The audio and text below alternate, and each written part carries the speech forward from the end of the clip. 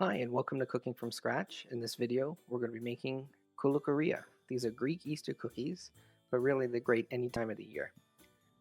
So to begin, we're going to take 1 stick of butter that's been softened, and we're going to cream that with a half a cup of sugar. And once the butter and sugar are creamed, we're going to go ahead and add 1 teaspoon of vanilla extract, and then we're going to add 2 eggs. This recipe calls for 3 eggs, but we're going to save 1 egg for the glaze later on.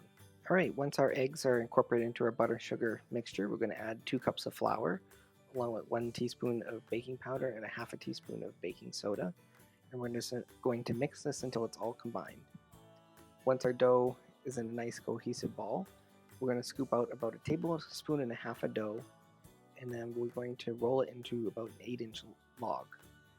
Once you have these 8-inch logs, you're going to twist them into about 4-inch twist cookie. We put these on a parchment lined baking sheet, and then we're going to take our leftover egg and we're going to add 5 tablespoons of water and make a glaze for this. We'll just whisk the egg and the water together and brush it on top of these cookies and sprinkle them with sesame seeds. And then we're going to bake these for 20 minutes at 350 degrees. And here's the finished product, Koulourakia. If you like this video, remember to like and subscribe for more content like this.